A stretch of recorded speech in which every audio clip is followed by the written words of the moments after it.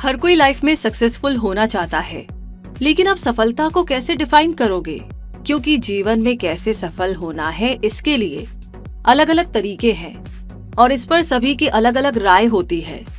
लेकिन जो तरीका आपकी सफलता के लिए मील का पत्थर साबित होगा वो आपकी अपनी क्षमता पर निर्भर करता है, आपकी कैपेसिटी पर निर्भर करता है। आप जितना अपने आप को सुधारेंगे, जितनी नई नई चीजें सीखेंगे, उतना ही सफलता के करीब पहुंचते जाएंगे। लगभग हर क्षेत्र में सफलता पाने का एक ही तरीका है, सेल्फ इम्प्रूवमेंट, यानी कि अपने आप में सुधार करना। तो आइए आज इस वीडियो में समझे कि वो कौन कौन से तरीके हैं जिससे हम सेल्फ इम्प्रूवमेंट करके अपनी जिंदगी को सफलता की ओर ले जा सकते हैं। तो चलिए शुरू करते हैं और सबसे पहले जानते हैं कि सफलता का तरीका क्या है। सफलता के लिए कोई एक खास तरीका नहीं है जिस पर चलकर ये कहा जाए कि सभी को सक्सेस मिल जाएगी। किसी के लिए कोई चीज काम करेगी सफल होने के लिए, तो किसी के लिए कोई दूसरी चीज। इसीलिए किसी एक ही रास्ते पर चलकर सफलता मिल जाए इसकी गारंटी नहीं दी जा सकती। दूसरी तरफ हर किसी के लिए सफलता की परिभाषा अलग अलग हो सकती है। किसी के लिए एग्जाम में अच्छे नंबर लाना सफलता है, किसी के लिए अच्छी कंपनी में प्लेसमेंट सफलता है, किसी के लिए अपने काम में तरक्की सफलता है, तो किसी के लिए कुछ और। अगर व्यावसायिक सफलता या अच्छे पैसे कमाने को ही सिर्फ सफलता की कसौटी पर मापा जाए तो जीवन के बाकी कई सारे क्षेत्र छूट जाएंगे। इसमें परिवार, रिश्ते, पढ़ाई आदि शामिल है। कई लोग प्यार, खुशी, सुरक्षा और स्वास्थ्य को ही सफलता मानते हैं, लेकिन इस वीडियो में हम कुछ टिप्स दे रहे हैं जिन्हें आप फॉलो करके सफल होने की संभावनाओं को बढ़ा सकते हैं। जैसे सबसे पहला है ग्रोथ माइंडसेट का निर्माण करें। मनोवैज्ञानिक कैरोल डोवेक के शोध से पता चलता है कि लोग अपने और अपनी एबिलिटी के बारे में दो तरह से सोचते हैं, जिससे किसी भी काम को लेकर उनकी मानसिकता प्रभावित होती है।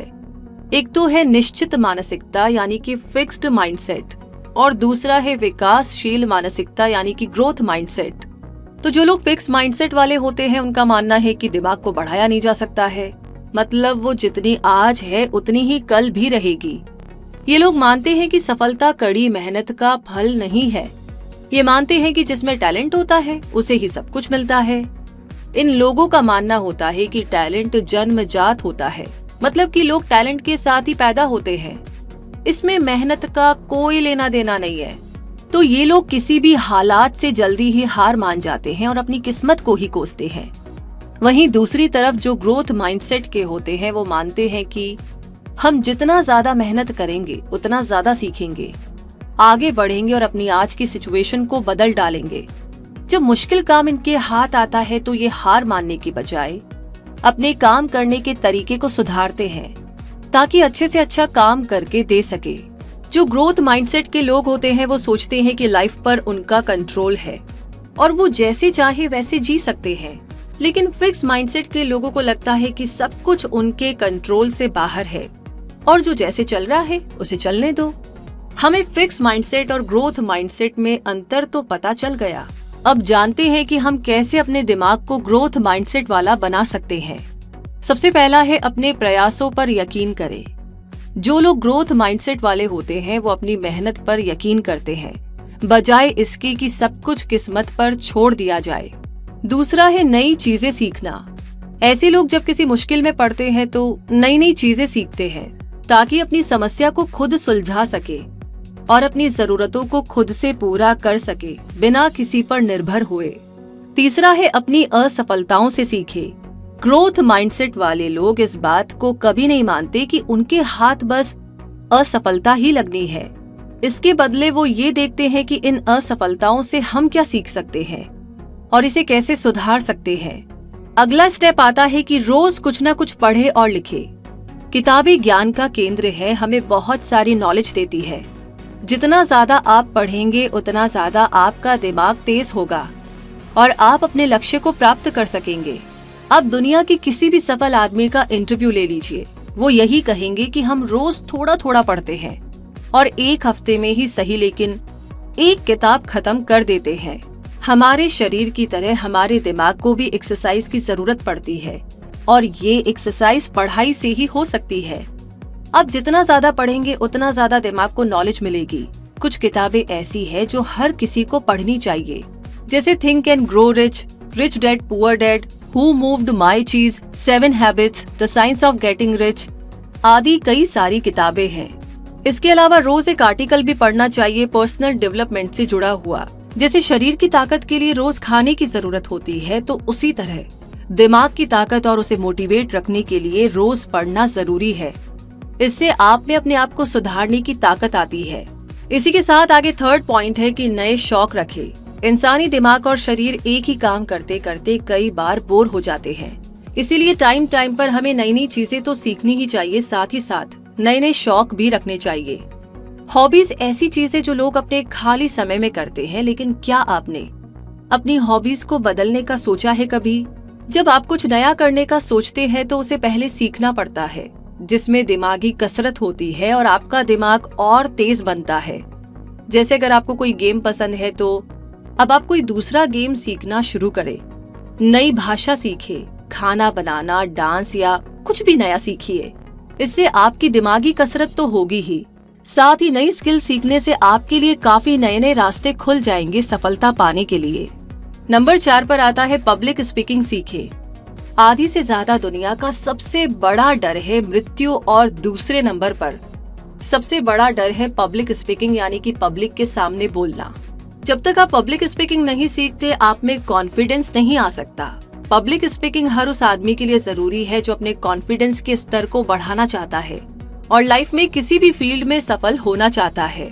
5वां पॉइंट है अपनी आलोचनाओं का सामना करना सीखे, यानी कि क्रिटिसिज्म लेना सीखे। ऐसे कई सारे तरीके हैं जिनसे हम स्वयं को बेहतर बना सकते हैं या सेल्फ इम्प्रूवमेंट पर काम कर सकते हैं। इनमें से एक तरीका है अपनी आलोचनाओं से सीखना। जब आप कुछ अलग कर रहे होते हो या अपने लक्ष्य पर कायम होते हो तो बहुत से लोग आपकी आलोचना करते हैं, जिनसे आपको डरना नहीं चाहिए, बल्कि आपको उनसे सबक लेकर आगे बढ़ना चाहिए। नंबर 6 पर आता है मेडिटेशन और एक्सरसाइज करें। अब आप कहेंगे कि मेडिटेशन और एक्सरसाइज का क्या रोल है, वो भी सेल्फ इम्प्रूवमेंट में। लेकिन जब तक आप अपने शरीर और दिमाग का बैलेंस नहीं बनाएंगे, तब तक कुछ भी फोकस होकर नहीं कर सकते। मेडिटेशन दिमाग को एकाग्र करता है और एक्सरसाइज शरीर को मजबूत बनाती है, ताकि जब कड़ी मेहनत का मौका आए तो शरीर टूटे नहीं। पर्सनैलिटी डेवलपमेंट भी सेल्फ इम्प्रूवमेंट का ही एक बहुत ही जरूरी हिस्सा है। आगे 7वां पॉइंट है अपने कमरे को सजाए। आपको जानकर शायद हैरानी होगी कि आपके आसपास जितनी ज्यादा सफाई और सुंदरता होगी, आपका मन अपने काम में और भी ज्यादा लगेगा। अगर आप ऐसे माहौल में रहते हो तो आप रोज मोटिवेटेड महसूस करोगे। इसीलिए आप अपने आसपास की जगह को सुंदर बनाएं।